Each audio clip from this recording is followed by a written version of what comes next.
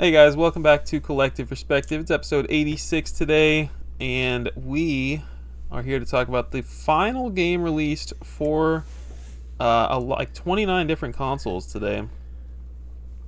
There's And not 29 Atari. consoles that matters. Yeah, not So, Atari because those don't matter. No, I was looking at Atari stuff. I don't know if you can really trust the dates online. I feel like you got to do some serious digging in like magazines to figure out when yeah. certain Atari games actually launched. Yeah. And what Atari games actually count or matter, it's like such a gray area of a console library, so Yeah. just pretend they don't matter at all. Like I was looking at 7800, there was like 10 games that were all somehow the last game released. And maybe that's true, I don't know, but I wasn't doing the research. We did But we did a lot of but research for doubt. the last one. Doubt. But yes, we have 29 excellent consoles to talk about.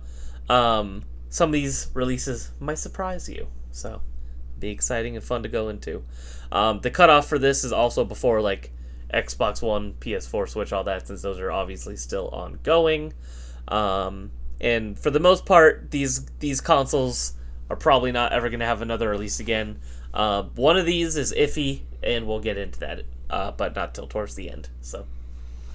So we're also doing just North America because Europe's not real and we don't care about Japan. And then there's Even also though I think probably of the 29 games listed, 28 of them were probably developed in Japan. yeah, the one is definitely no, I don't know. Um, what else was I gonna say? So these release dates are for sure North America. And we're gonna talk about prices too to keep it interesting here. Like yeah, we're gonna just kind of like talk about like thoughts on like why this game is expensive or dirt cheap.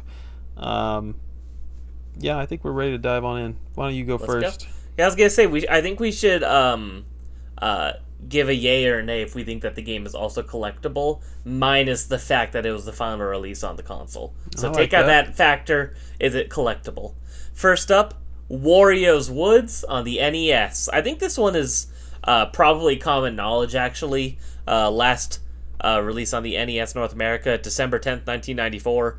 Weird time for a game to come out, close to mid-December. Last minute Christmas gift ideas, I guess. And also a very late release for the NES. I believe that the Super Nintendo was already out for 3 years by that point. So, strange in that way. Loose, $40. CIB, $114. So, not cheap, but not extraordinarily expensive either. It's funny because this game also has a Super Nintendo release, and I think the whole world forgets about it. Because everyone just knows that this is a late NES release. I'm going to say collectible on this one. First party Nintendo, the last game released for the console, and it is a game with Wario in the forefront on the cover art. And this was kind of, in the time of his rise to stardom as a character at Nintendo. Yeah, I'm gonna say yes for all of the above as well. I think the box art is nice, and as far as the price, I'm pretty sure this game is still like.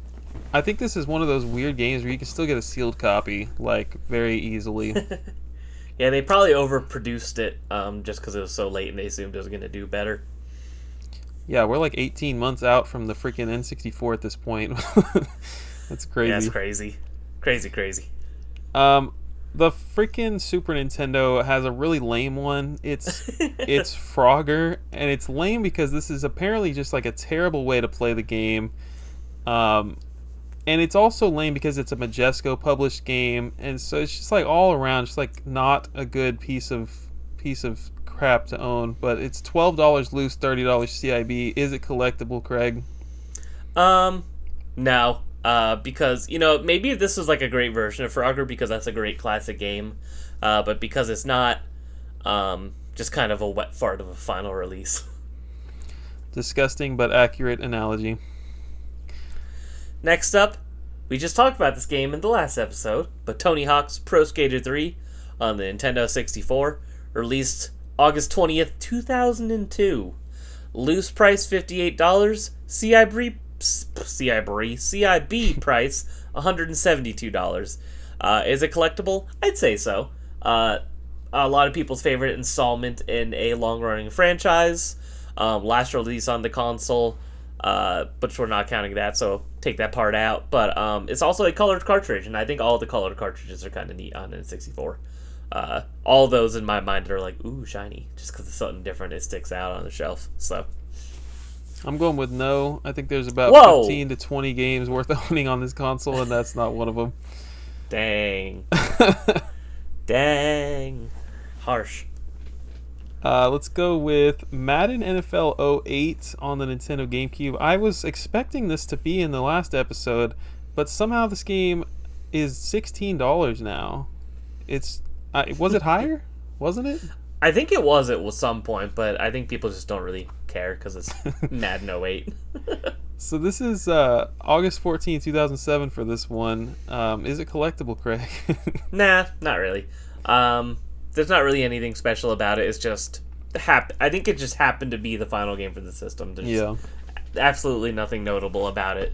Madden NFL 2008 is not like revered as one of the best versions of Madden or anything like that. It's just another Madden game that the way that the release cycle worked out, it happened to be the last game. Trash. Mm-hmm. Next up, Just Dance 2020 on the Nintendo Wii. That came out November 5th, 2019.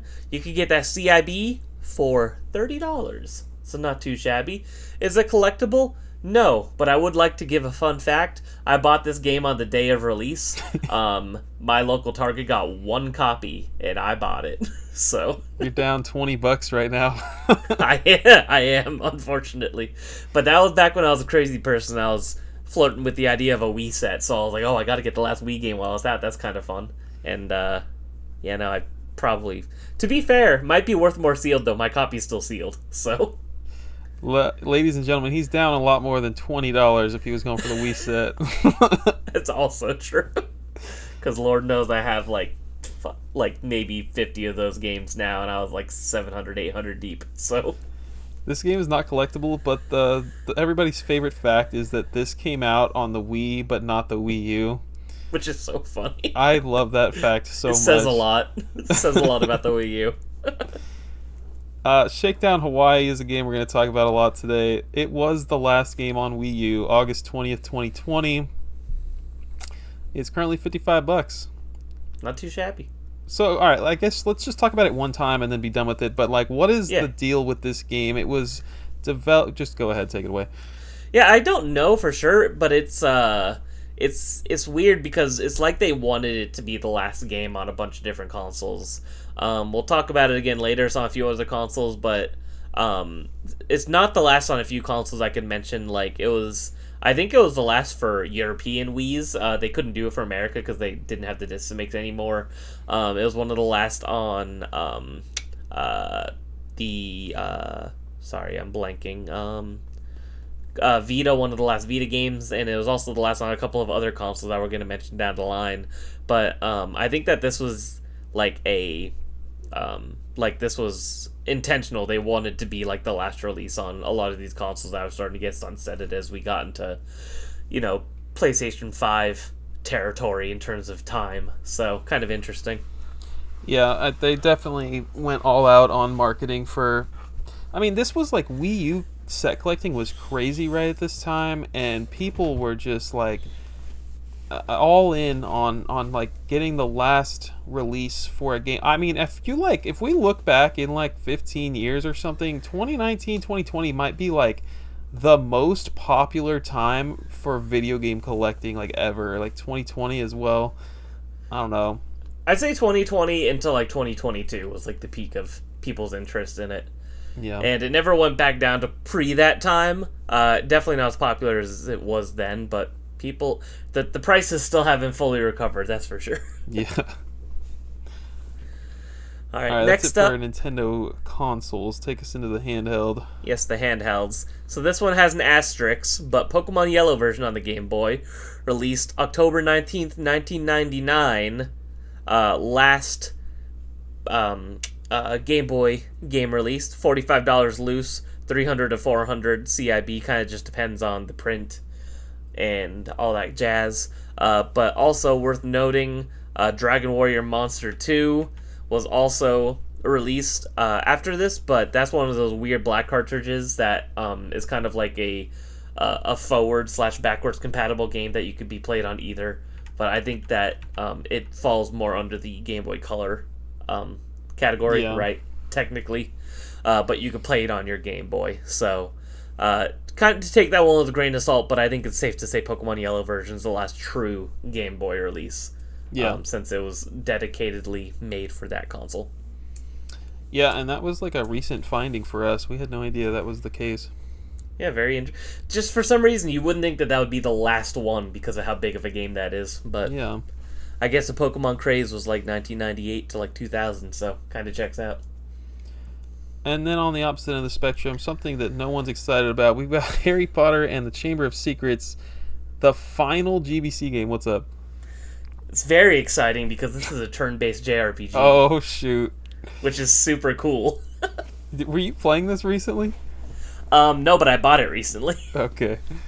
When Pink Gorilla opened in Vegas, I bought it because they had a CIB copy. And I have played it a little bit, but I didn't get very far. And what's interesting about this is the Harry Potter JRPGs are interesting because they are they're more based off of the books than the movies because the movies weren't done being made yet.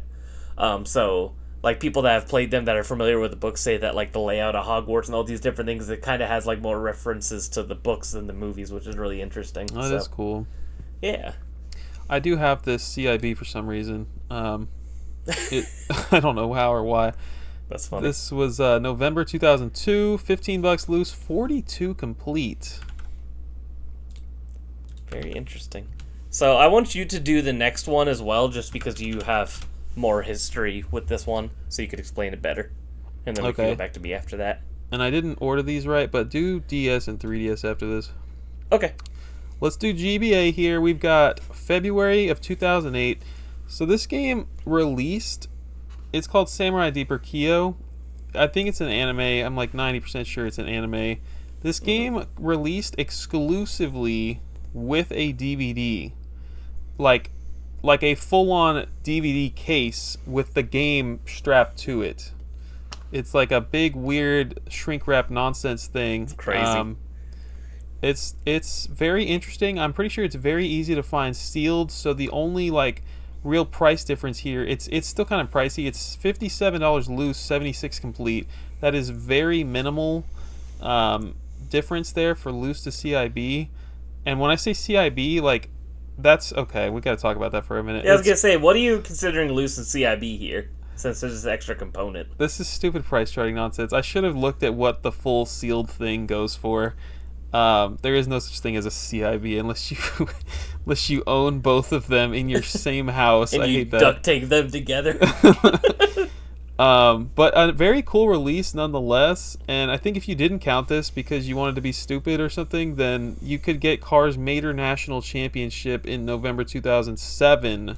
That came out 4 months before Samurai Deeper Kyo. True. But no reason not to count Samurai Deeper Kyo. I think it counts for the set. 100%. It's a Game Boy Advance game. The real question is, does it count for the North American DVD set? That's a great question. Do you think there's anyone out there trying to buy every DVD ever released in North America? Dude, I wish there were like set collectors for freaking movies, man. That would be amazing. I'm sure that people have done it just for the HD DVD because it had such a short life.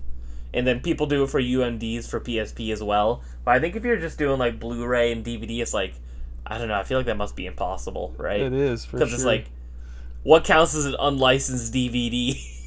Oh my gosh. It's a rabbit hole. There's no ESRB. That you and I should look into. That'd be fun. Man, I mean, that would be such a cheap hobby, dude. Like, how many DVDs are worth more than $5? You go to a garage store and you could get, someone's collection of 50 DVDs for $10. Yeah. Alright, next up, for the Nintendo DS, released 11/11/2014. You can get your copy of Big Hero 6 Battle in the Bay for $9. CIB. Not too shabby. Yeah, this is the cheapest game we're going to talk about today as far as CIB goes. You can get yourself the final game released for the Nintendo DS. $9, y'all. I just realized that we haven't been saying if games are collectible or not. Apologies to the audience, but this is not collectible. Pokemon Yellow certainly is. I'll give you Madden Harry NFL Potter. is not. Harry Potter is because it's cool that it's a turn-based game. I love that. Samurai Deeper Kyo, definitely collectible. I feel like Shakedown Hawaii is almost like artificial collectability, and I Yeah. don't like it. No, I think the only reason it would be collectible is because it's the final release. Yeah. And if we're not counting that as a reason right now, does not make the cut. Big Hero 6 is not collectible. Craig, I Not want to collectible. I'm gonna make this episode even longer here. You said recently to me that you were thinking about going for a DS set someday. Yeah, What of is course. going on in your mind right now? So really, I think that my thing is I just want you know me, I love my handhelds. I love handheld gaming, period. And I think that in general, I would like if I were to just like set collect going forward, probably I want to have my GameCube again one day. I want to have Dreamcast, but other than that, I think if I were to do it, it would just be for handhelds, since that's the way that I prefer to play games. And I think that the DS has it's kind of one of those libraries that's so insanely large that you're constantly discovering new and interesting and weird things on it that you've never heard of. And there's just a lot of really good games for it. I already have the 3DS set, so I feel like it would be cool and complimentary to have the DS set. Who knows if I'm ever actually going to attempt this, because it'll be, a decades-long journey at the least, probably. But I've been thinking about it, especially because now I have a list thanks to a cool dude in your Discord that has a full DS set. Obed. And I'm jealous of him. That's awesome. So it's one of those things that I think I might start toying around with, like, if I find cheap stuff, or like if I could start getting like cheap lots on eBay, but it's not something I'm going to actively pursue anytime soon, especially because Dreamcast is still the focus as of right now. And it's like I still kind of want to get into variant collecting for Vita and 3DS and stuff.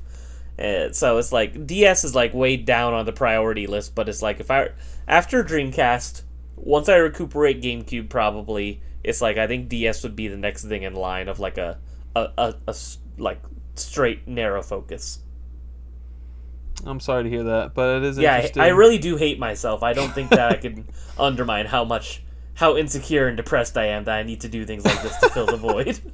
I believe the number that Obed gave was like 1771 games. That sounds correct. Yeah, and I think the 3DS set is like 423 or something like that. So it's like it's basically 4 times the amount of the 3DS set. And I think about, like, I'm visualizing my 3DS set, and it's like I have these big Atlantic shelves, and it's like the bottom half of one of them is just all my 3DS games. And I'm like, wow. So I would need, like, 4 more sections of that in my game room dedicated to just DS. And part of me is like, that'd be dope as hell. They actually fit. I mean, as you know, they fit DS games so well. Like there would be Perfect. just the tiniest bit of empty space. Oh, it'd be beautiful, dude. Yeah. Imagine it. So, I guess we should keep going. But I that's do okay. think there's a Tell Johnny me why Bravo. I shouldn't like, do this. There's just like weird stuff on DS. There's a Johnny Bravo game on the DS. Like Yeah, there's that tons of show random is stuff. dead. And there's tons of just like, especially if you're into like weird Japanese games, like lots of weird like Natsume games and just all this strange, interesting stuff. Super weird JRPGs that like no one's ever heard of and played, and it's like that's totally down my alley. I love playing like the weirdest, nichest turn-based games I could find. Tons of really good rhythm games. And just obviously I love the 3DS. 3DS is my favorite console of all time. And as much as I love it, something the DS did that a lot of 3DS games don't is actually utilize the touchscreen for gameplay, opposed to just being a second screen for like maps or visuals or cutscenes and stuff. So playing DS games is fun because it's just a very different way to play video games that can't be done anymore and will never be done again. It's a very much like a time and place thing, so it's just really cool. Like that weird, like here's a perfect example of why 3DS collecting is cool. And we've talked about it before, but like that weird Wizard of Oz JRPG by Xseed, where there's not a single button used to play that game. It's literally all just touch controls. You move around the world by like spinning like a ball, like you would on like an arcade machine if you were like bowling or golfing, and then everything else, all the menus, everything is touchscreen, and there's just tons of weird, fascinating stuff like that. So DS is just amazing. Big Hero 6 is $9. So I could get the most collectible DS game for $9. So that is why I'm officially announcing I'm going for this. No. Let's do a DS Not episode. yet. Let's figure out something to cover DS on. Let's do that next. We'll do that next month. I'm down. I'm down to go, down the DS rabbit hole for more temptation to myself. Heck yeah. I've simultaneously collected sets before. I could do it again. Go ahead and do the 3DS one. 3DS one, back at it again. Shakedown Hawaii, released November 6, 2023.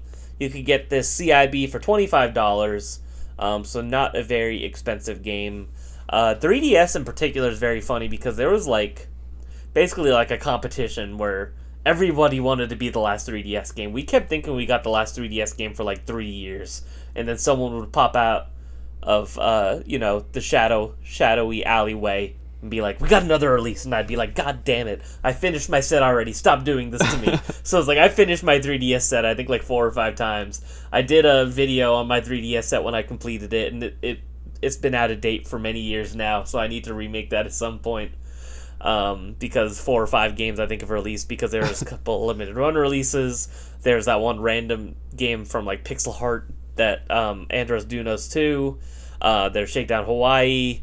There's Fragrant Story, which was interesting because that one was developed by an indie dev, and I don't know how some indie dev got their game on a DS cartridge. So very interesting, very weird. But yeah, Shakedown Hawaii just happened to be the last one. So because you could argue that the last one was Shantae, but that was just a limited run reprint. It was the exact same game. Even the cartridge is a shame. Literally, the only difference was the cover art. So that was, in my opinion, I'm just whatever. I feel that doesn't count as just a reprint. That's a variant. Yep. So, and a variant doesn't count as a separate release. When the heck did a Tui collection come out? I thought that was more recent. No, that was actually the first limited run release, and then they did these 2 cat games. I can't remember the name of them, so I apologize for not knowing. And then they did a reprint of Senran Kagura 2 as well. And then they did the reprint of Shantae, and that sucked. That really sucked. Josh Fairhurst, I want to have a word with you because you and your company hyped up the final 3DS release, and that it just was a reprint of a game that already came out. So that was super lame and super disappointing. So I got beef with you because of that. Yeah. And for other reasons, but mostly that. I think if you were going to own... What would be the coolest Shakedown Hawaii version to own? Would it be 3DS? I think probably... because it was technically the last physical release of it as well. So 3 years after the Wii U version. 3 years. And 1 year after another version that we're going to talk about later. So Well, that game's $25. I don't know if you mentioned that. No, yeah, I mentioned the price earlier, but I would say this is not collectible. Throw a blanket over Shakedown Hawaii as not collectible. Let's talk about Virtual Boy. 3D Boy. Tetris. This game, you can go watch a review of this right now from Daily Beating on YouTube. But this game Friend of the show. March 2nd, 1996. It's 126 loose. It's 260 complete. It is the final game for the Virtual Boy. Is it collectible? Yeah. Why? I think every Virtual Boy game is collectible because it's a Virtual Boy game, and also because it's Tetris. So I just Googled, and it is published by Nintendo. I'll give it a yes. Bonus points. I think I maybe you would disagree, but I feel like every Tetris game is collectible. I'm looking around for Tetris games. I don't know, Tetris Plus on the PlayStation. You think that's a collectible video game? Yeah, because it's Tetris. I think that I literally, if you were to ask most people that have ever breathed air, most people would agree that Tetris is probably like the closest thing to a perfect video game. I mean, maybe. Yeah, That's you don't pretty think good. so? You got beef yeah, with it's great. Tetris? It's probably perfect for sure. Exactly. There's nothing wrong with Tetris. It changed everything. It changed lives. They made a whole Tetris movie on- about it on Apple TV, and it was great. So shout out Tetris to Plus Tetris. on the PS1, not collectible. I'm gonna just say it. How right dare now. you? How much does that go for? Let me go to price charting real quick. It's got a greatest hits. It's like a $10 game. Tetris Plus. Actually, that's not true. There's that really crappy Tetris game on GameCube and PS2 and Xbox as well. But most Tetris games are collectible. We're not sleeping on Tetris Worlds in this household. All right, it's a good game. Whatever. Tetris Plus on the PlayStation, $8.57 complete. That's for the black label. So, what do I know? Gear up. Take us into Sega.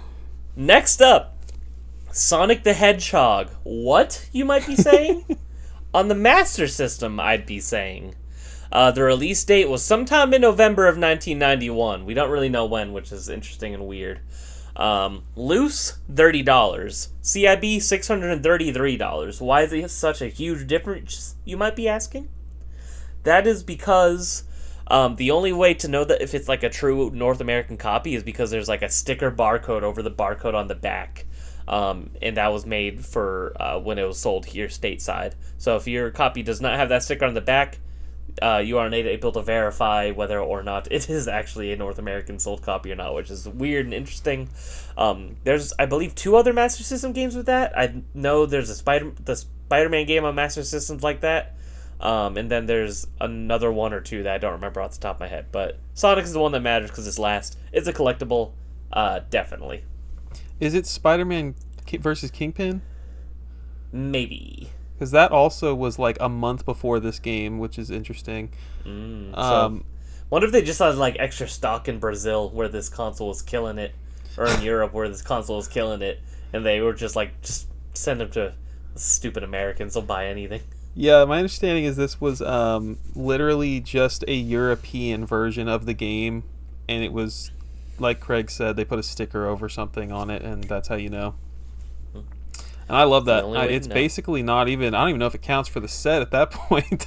Yeah, I feel like it's kind of up in the air, because it's like, I don't know, if you have a copy without the sticker on the back, I'm like, it's kind of the same thing. It falls into that weird category that we've talked about, where it's like, you know, if someone has a loose GameCube set, and you say that the set has 558 games, it's like, oh, so their loose copy of Zelda and their loose copy of Metroid together make the combo pack, so they have 558 still. It's kind of a gray area. Not sure how I feel about it. Probably, but really, it doesn't matter. Just it count whatever matters. you want for your set. It's fine. It matters. Does it matter?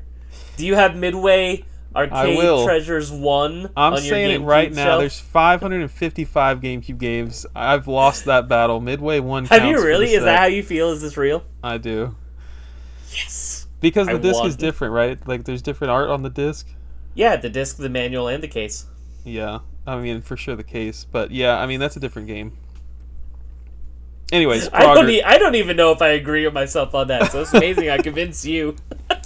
I think OGCIB was also in the comments about that one, if I remember. Shout out to OGCIB. Genesis. Well, he's the one that their opinion matters, by the way. Yeah. Like, if I'm gonna just automatically agree with anybody, I think it's gonna be him. Like, if he's like, the sky is red, I'm like, yes, sir. I was arguing with people last night on Discord about the freaking Animorphs nonsense on Game Boy Color. Oh, yeah. There's this game on Game Boy Color says Scholastic presents Animorphs, and I was just like, I'm gonna set the freaking Discord on fire. Like, why not? Let's argue. I said, does this game go in the A section for Animorphs or S for Scholastic?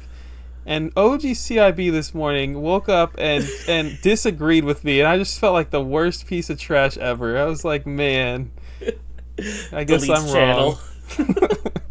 I'm telling you, like, if he told me, you know, the sky is red, I would say, okay, yeah, probably.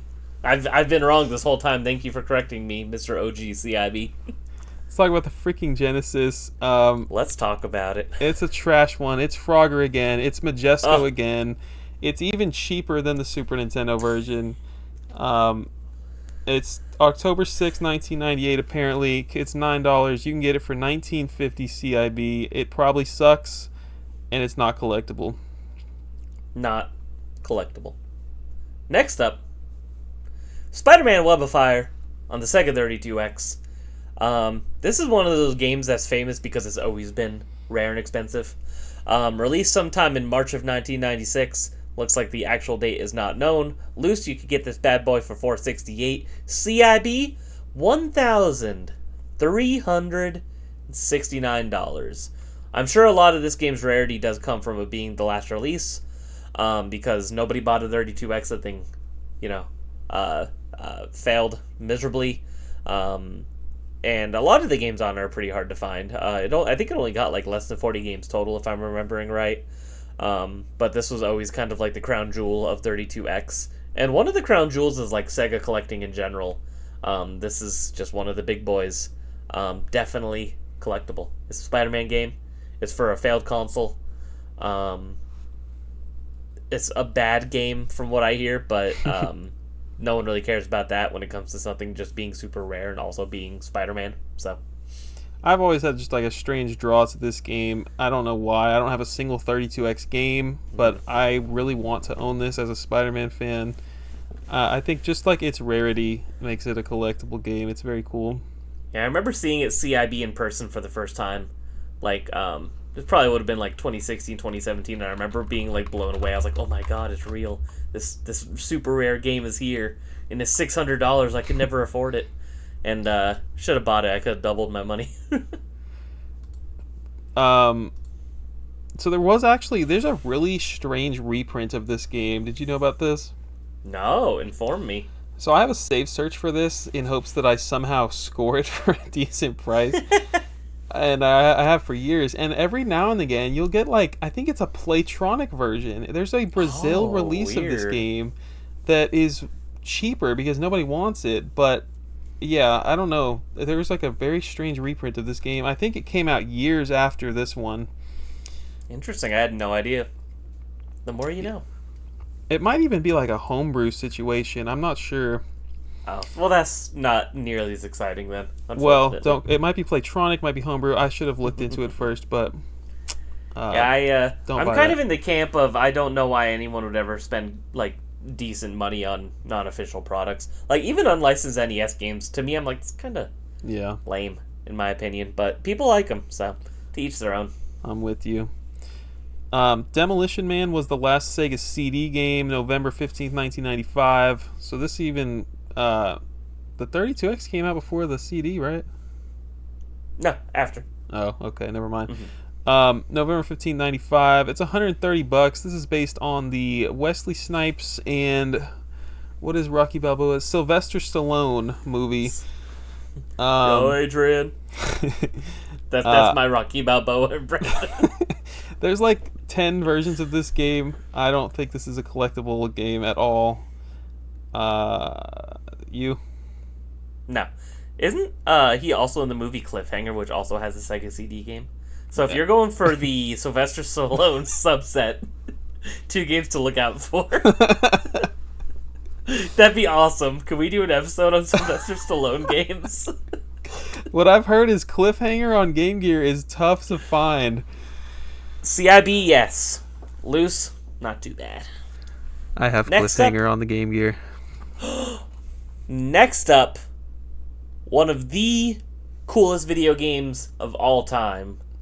Definitely the coolest box art on any video game ever. I feel like I could confidently say that.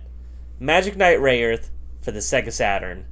Released on November 30th, 1998. CIB, this is going for about $1,019 right now. This is one of the most collectible video games of all time, period.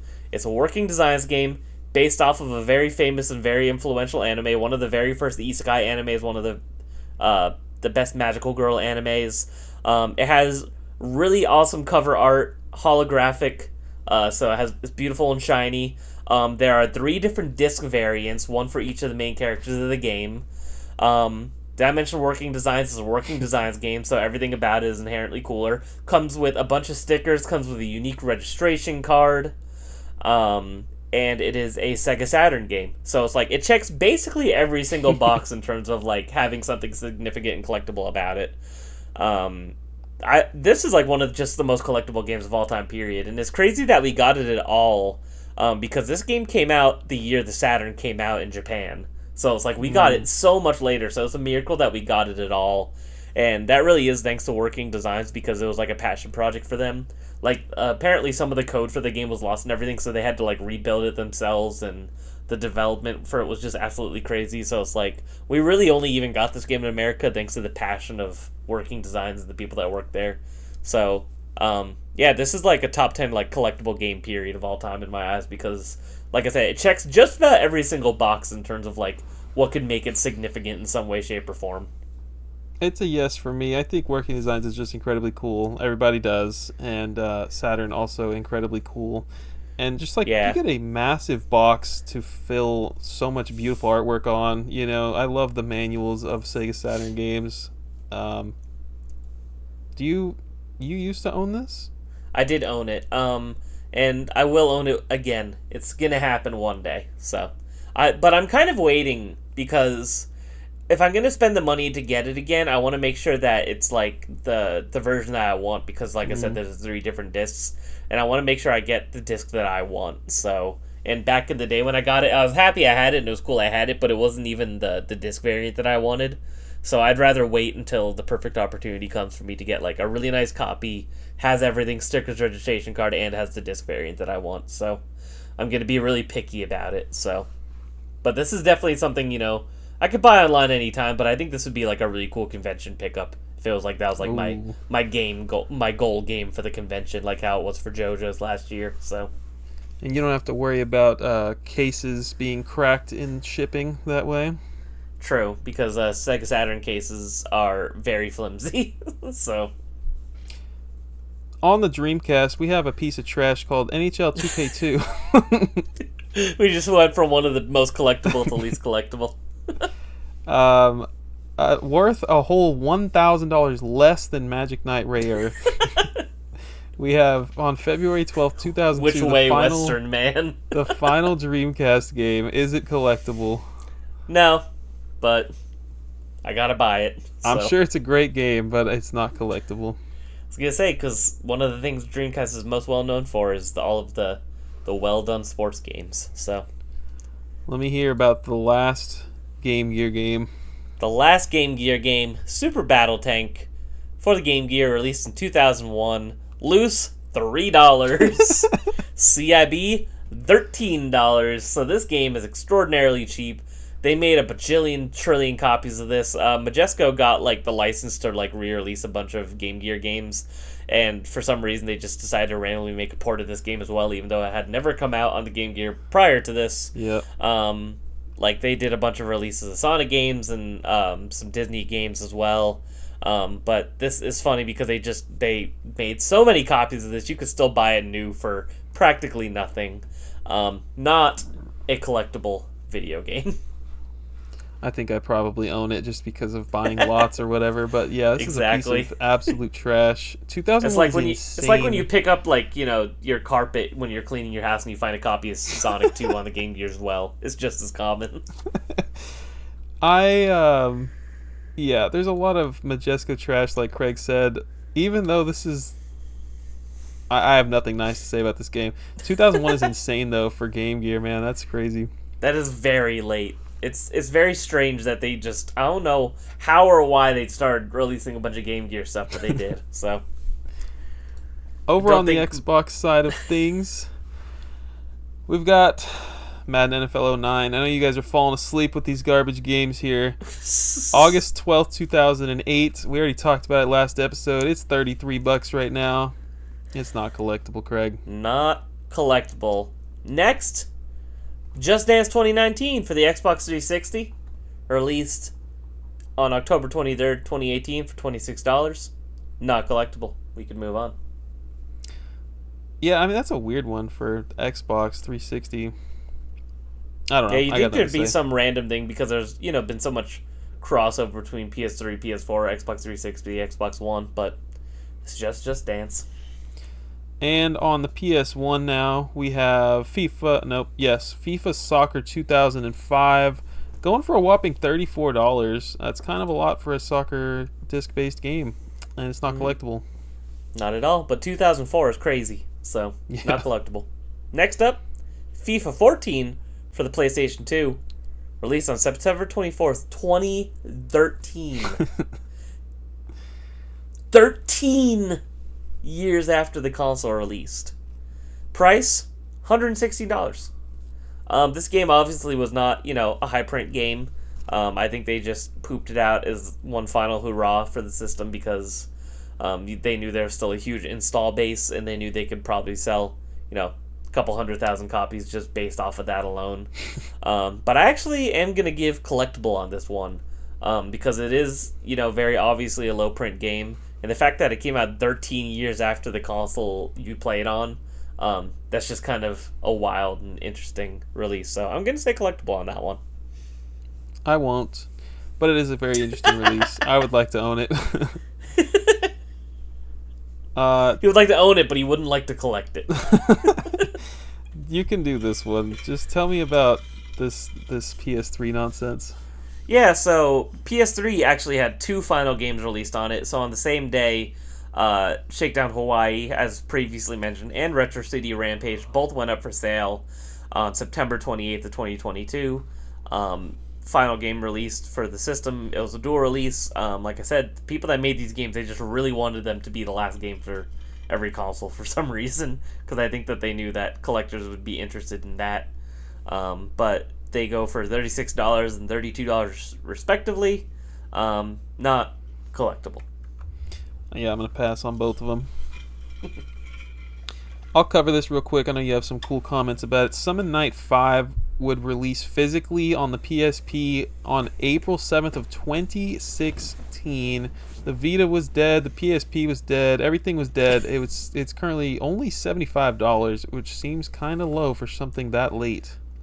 Yeah, very, very late, very interesting. It released digitally at first, I think about a year prior, and then they did kind of a limited release physically just because the fans wanted it and the developers were down to provide it. So, and these games also still came with big beefy manuals, which is cool because manuals were, already dead by 2016 coming with physical games. So, it was kind of a game, just meant for like the hardcore fans of the system and of the genre. Summon Night 5 has a very niche but dedicated fan base, so I think that they knew whatever they produced was going to sell, and they kind of just did a one and done run to satisfy that group of people. Is that Atlas? No, who is that? Because Atlas has done some of the Summon Night games, like on the Game Boy Advance. My second guess is Axis. I can't remember. Let me tell you right now. Let me fill the open air here while you do developed by Festilia, but published by Gaijin Works in North America. Okay. Mm-hmm. $75, pretty cool. And pretty cool it sold well enough for them to localize Summon Night 6 in 2017 for the Vita. So, game was a bit of a surprise success for Gaijin Works. I think it's kind of collectible. I definitely think it's collectible. It's a JRPG released very late in the lifespan of a console. And it, it's kind of, proven to have a low print run. So, take us into your favorite PlayStation handheld. Let's go. For the PlayStation Vita, we have Super Meat Boy, and I put in parentheses kinda, so I'll explain that. So this game had a weird release where it kind of released twice. So you were able to get it in 2020 via blind boxes that Limited Run would sell. So you could buy these Vita blind boxes, and you can get any range of Vita games. And this happened to be one of them, but they never actually sold the game and put the game up for sale yet. And then in 2021, on July 30th, they did put it up for sale and pre-order. So that's kind of like the official release date for the game.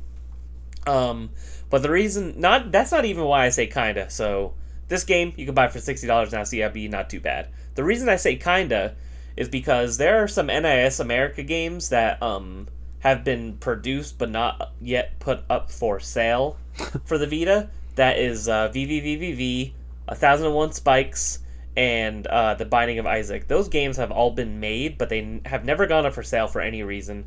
About a year ago, NIS America made a post and put up a listing for 1001 Spikes, and they still haven't put it up for sale. It's been about a year. Like last October, they mentioned it.